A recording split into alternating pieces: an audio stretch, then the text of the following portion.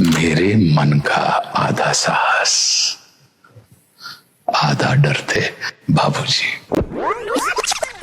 एक रचना है जो मेरे प्रिय छोटे भाई आलोक श्रीवास्तव ने लिखी है और वो पिता पर लिखी है, और आप सुनेंगे तो मुझे विश्वास है कि आप सबको लगेगा कि आप सबके पिता के लिए ये लिखी गई है। तो आलोक लिखते हैं कि घर की बुनियादें दीवारें बाम और दर थे बाबूजी।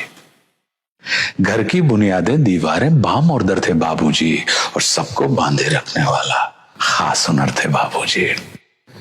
उनकी ही आवाज हमें हर सुबह जगाया करते थे, उनकी ही आवाज हमें हर सुबह जगाया करती थी। सारे घर का अनुशासन क्या, सारा घर थे बाबूजी।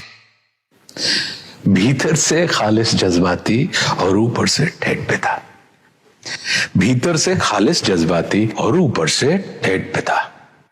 अलग, अनूठा, अनबूझा सा एक तेवर थे बाबूजी,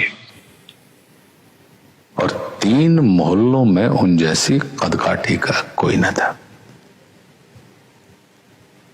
अच्छे खासे ऊंचे पूरे कद्दावर थे बाबूजी। 3 मोहल्लों में उन जैसी कदकाठी का कोई न था।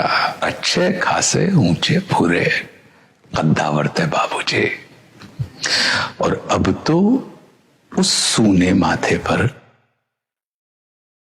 कोरेपन की चादर है।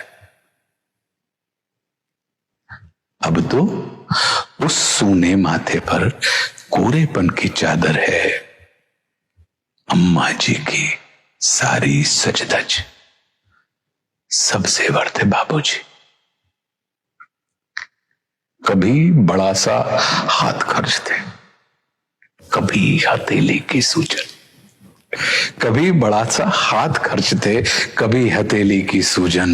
मेरे मन का आधा साहस, आधा डर थे बाबूजी।